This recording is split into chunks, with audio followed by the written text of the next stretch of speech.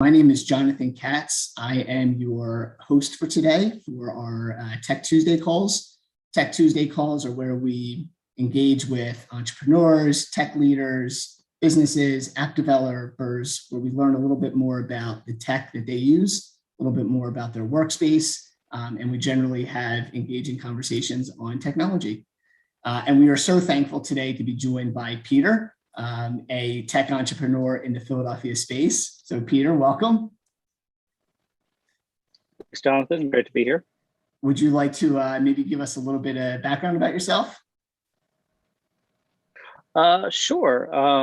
I am, like Jonathan said, I'm Peter Yeargin. I'm founder of a startup called Sage, and we are actually in the midst of a very big pivot from an expert marketplace to an SEO software as a service tool. So I'm excited for that, and I'm excited to kind of be here with all of you guys and talking through some of the stuff.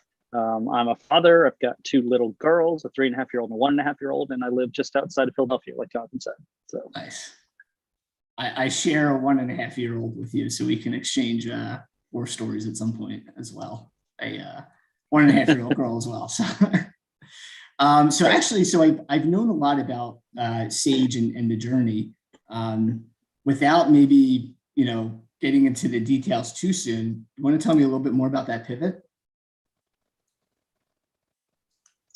Yeah, we at a very high level, we are pivoting to offering customers a SEO optimization capability for content generation, where we're helping them create content that ranks unfairly fast, I would say, compared to how they would be doing it themselves. And we going down this road because we're pretty good at SEO ourselves, because we looked at SEO, a strategic way for us to recruit customers into our marketplace. And we realized pretty quickly that we could probably turn this into even better generation of organic traffic through a blog. And then once we got good at that and saw some of the performance from that, we were like, well, you know what, maybe some other customers might want to do this, and for that journey also. And about 4 weeks ago, we started talking to customers, and 25 customers in now on a subscription service since then. Wow. So, oh, that's incredible. Yeah. Yeah. What was the tech impact to that? Because your system already built up to handle that, or did you have to go back to the tech team and do some reconfiguration? Here we're completely redesigning and rebuilding a whole new tech platform to be able to handle the tech behind the pivot. Right now is Wizard of Oz stuff behind the curtains. Okay. We're doing a lot of manual work, and while we're doing the manual work and testing out and validating the theories that we come up with new customers, we're turning it into code as well. So, okay, what was the big tipping point, or what really manifested itself that you had to fully go through this pivot? Because sometimes you get, you catch wind of something, or you might pivot, or you might kind of feel it out a little bit. Was it getting your first customer, or what was that tipping point like? I would say there was a few things. We launched a blog back in February, and it was sort of like a really quick backstory. And instead of just writing blog content, we put a scientific approach behind the keywords that we put into each blog entry, and then we measured it. And then after 5 months, it was just our keywords and organic traffic were just doing this. And so at the end of August, we started talking to some customers. I think we had 4 customers over the first couple of days that we talked to, potentials, and 3 of them signed up at like $10 a month. And we were like, would you pay $10 a month for something like this? We're like, yeah, of course. But then we kept on talking to customers, and it was $30 a month, $50 a month, $100 a month. And no one was even blinking at it, because SEO costs in general right now are so astronomical to hire specialists. Customers are looking for any type of that could potentially help them short circuit that at a lower price point and still see great results. I think that what we're seeing with our own blog is 200 to 300% gains in keywords month over month. So we were doing ourselves, the performance we were getting, and just signed up. The conversations were a lot easier. Jonathan, I think I probably explained to you what an expert marketplace is and explained that to hundreds of people. And it's normally a 10 to 15 minute conversation. When I explain SEO to someone, it takes me 30 seconds before I talk about the problem. 30 seconds. Yeah, so those are kind of some of the indicators that we needed to make the change. Yeah. How did you have to structure those conversations? Because when you go back to a customer and you switch them over from a non-paying to paying, that's a big step. So was there any strategy kind of structuring those conversations, or how did you approach that? Well, it actually is just a whole new set of customers, to be honest with you.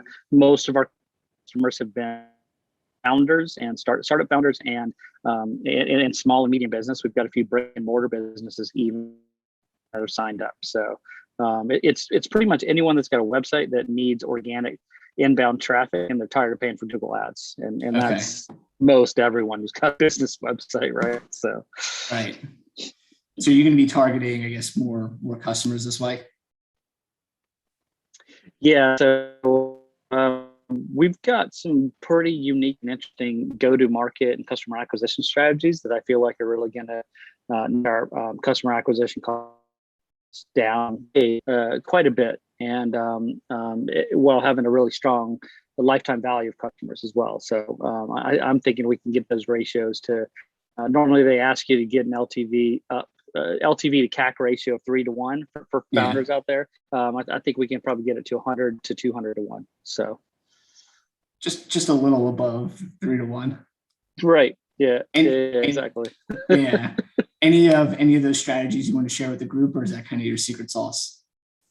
I think it's a little early. It's part of our secret sauce, I would say, but it is. There's a lot of automation to it, removing the human element, which is what I would say at a high level is a key underpinning. Got it. So switching gears a little bit, I got to say one of the things that always has really impressed me with you and Sage is the social impact that you kind of set out to do, in teaching people and helping people kind of grow and learn things is a major benefit and something to aspire to. So it sounds like you're still going to do that with this pivot, but has that ever resonated with you, or how do you feel about the social impact that you make on people? It's an interesting question, and we are having success with the SEO stuff, but to me, it's not like we're going to stop the expert marketplace, because it is to get some legs under it. We're getting about 3,000 unique users a month now. So we're getting users on the website, and only about a third of those users are paid advertising. The rest of that is organic traffic and social media acquisition. We're going to continue to support that. And I think if you look at sort of our why, our purpose for existing as a company, we exist, and the reason we built Sage was to help people solve really hard problems. And to do that, and how we do that was providing help, and a teammate when you needed, when you were struggling with something that was causing you pain or financial problems or whatever. We were going to be, and we are going to be, a place to help you kind of solve some of those. And SEO is one of those problems. I feel like lots of people are struggling with SEO and generating inbound traffic. So I don't anticipate changing the name at all. I just feel like SEO is one of our products, and an expert marketplace is another one. So. No, it's incredible. And I love that you're keeping both arms of the business. Right. You think that's going to be easy to manage, or you ever see yourself siloing? I keep it an open mind. I don't know the answer to that, because I think anyone who's going to pivot, everybody tells you to just throw all of your energy into a pivot, and the rest will take care of itself. And so I think most of our energy is to the SEO side of things, but because the marketplace is kind of life of its own now, and actually sort of our last big investment in that marketplace today is a big UX improvement and redesign of experience. And so I think that's also going to help quite a bit to continue to get that thing to build organically on itself. Yeah. Awesome. So then switching gears again, learned a little bit about you, your pivot, your business. Let's get into details a little bit since we are a tech call. What are some of the technology that you've used as you've grown your business and are now sustaining your business? So anything from back office to internal communications. I love a website called SpyFu because I get to learn what other competitors out there search for and look for in keywords. So anything like that that you've used that you want to talk about or brag about? Interesting. I haven't heard of SpyFu, but I'll check it out. I It's love cool. spying on competitors. So I'll send you a link. it sounds pretty cool. All right, that sounds awesome. Let's see. There's so many tools, Jonathan. It's crazy, Yeah. and part of why we actually launched that technology was because I was even like overwhelmed with the tools. I've got a computer engineering background and 25 years working in tech, so I couldn't imagine all the other people kind of out there struggling and learning the same things I was. I mean, we were using things like Hootsuite and HubSpot and Mailchimp and Mailshake. Okay. But looking at some of our favorite tools, SEMrush obviously is a big one for us because we use that for statistics for SEO. Ahrefs.com is another SEO tool. So those are two of the three biggest tools out there for SEO. If you're ever trying to figure out how you're performing for inbound organic traffic and what keywords you rank, those tools are pretty much a must-haves, I would say. Yeah. They're not cheap. They're like $100 to $120 per month each. And so that's also where a lot of customers just don't have the funding to kind of put into something like that. Our biggest tool for team communication is Notion, and it's not even close. We use Notion for just about everything we can. It's such an amazing, easy to use, intuitive tool that allows us to put internal custom stuff and just about everything else into one place. And it just makes our lives way easier. And then I think if you're not doing some automation with tools like Zap to connect your G Suites and your Zooms and your Calendlys, I think most people use Calendly or have something for calendar management, but Zapier is a big one for us. I've recently started using a tool called Automate.io, which is similar to Zapier, but they have way more built-out automation for Notion. So I had to move to Automate for our Notion automations. So, yeah, I gotta check out Notion. I haven't heard of that one, but we are big fans of SEMrush. So good. Yeah, I gotta check that out. Because Slack has always been just okay in my book. So anything that could maybe improve the communication. There's no good way to get around using Slack. I mean, we use Slack for all of our sort of asynchronous communication. We use it for all of our documentation and task management and all that happy stuff. So, and then Automate lets us do things like automating emails when we change a customer's status from onboarding to weekly calls, for example, right? Well, it automates email sending and things like that. So if anything I do to save us 1 to 2 at every single step along the way, I usually try to do it because it's worth it. It adds up so fast. So yeah, it pays dividends at the end, right? Yeah. Well, SEMrush I love, so that's awesome that you're using that. I mean, there's some major insight with that tool, and you're right, it's a little steep, but if you're getting major benefits out of it, not the end of the world. So when you were going through your build, because I'm always fascinated in the construction and the build phase, what was some of the bigger technical challenges you faced? I mean, you mentioned Zapier, so I know there was probably some integrations. What was a couple of hurdles that you came up against, and how did you get through those? Yeah, I think picking your technology stack early on is always hard, and no matter what you choose, you're going to have trade-offs. You're going to have advantages and trade, and you kind of just have to pick. Is PHP the right path? Do we need to implement something different? How much JavaScript do you want? Where do you want your website? Do you want to get the free credits with AWS early to start off with, but Yeah. is that the place where you want to start, or are you not quite ready for AWS and just want to do something on like a GoDaddy? You want a simple website, so I think those conversations are always early on. Figuring those out are important, and then because those impact everything you can do after, right? Because it's really hard to change technology stacks once you've got a platform built. So you're pretty much kind of that's what you're using, unless you want to throw weeks and weeks of time into making major updates. So Yeah. Yeah. All right. So enough about tech. Two more questions to go for you. So you're an incredible father. You've taken the time out to meet with me. I know you're well respected in the industry. How do you manage work, life, family, startup? How do you do it? Do you time box? Do you work 25 hours a day? What's the secret there? Well, I figured out how to add 3 days into my week, but it's some special secret sauce that I can't really share with anyone. So, no, but seriously, my wife and I have some pretty set aside times where don't work, right? I think in the mornings we've got I've got I get up very early, like 5 or 5:30 each morning, and then I get in an hour to 2 hours work, and then the kids start waking up around 6:30 to 7, and then I've got the kids from 6:30 to 7, about 9 o'clock before I sort of head to the office, or virtual, or the co-work space that I'm working out of, and then I clock out at like 5 o'clock, come home, do dinner with bedtime.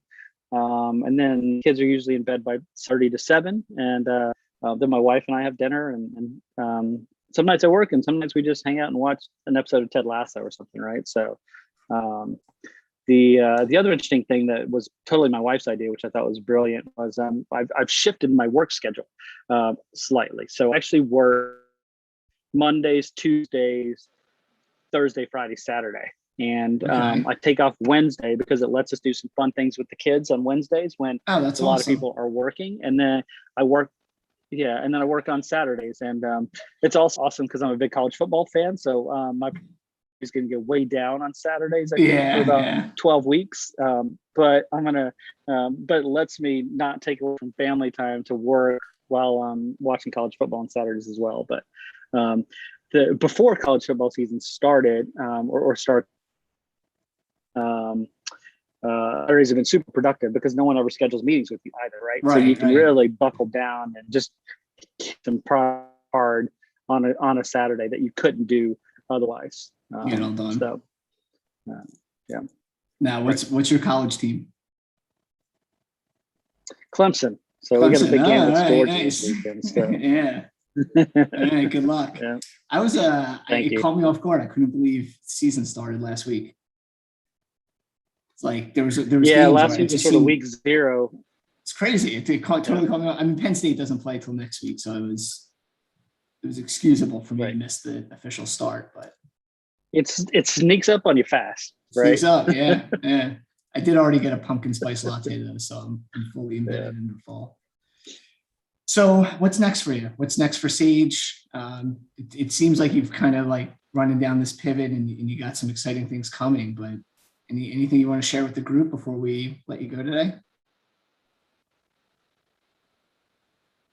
Yeah, I think we're gonna continue to build out our tech stack for the new SEO offering. We're gonna continue to sign up customers in our beta program that we've got run now, and probably go out for a fundraise pretty soon if things keep up, right? I think we went from almost no MRR to doing the SEO and having over $1,500 in MRR in less than a month, so the writing's on the wall. If you're going to pay for something and you feel like it adds a lot of value and solves big pain points for them, then you really got to go down that path. So that's kind of what our plan is. So love it. Well, for everyone listening, you have to check out Sage. We'll make sure we post the link and we make sure everyone has access to it. Peter, you're a heck of an entrepreneur. Thank you for joining us today. Any other closing comments from you? No, thanks so much for having me, and I really enjoyed that. And if any of your users ever need any SEO help, obviously feel free to reach out, or just connect with me on LinkedIn. I'm always happy, especially if you're a founder. I love connecting and sharing founders, and Jonathan can totally attest to that. So that's kind of how we met 100%. in the first place, was just meeting at a startup event and like kind of hitting it off. So I'm always happy to help anyone that could use some advice. So Love it. All right. Well, thank you so much for your time today.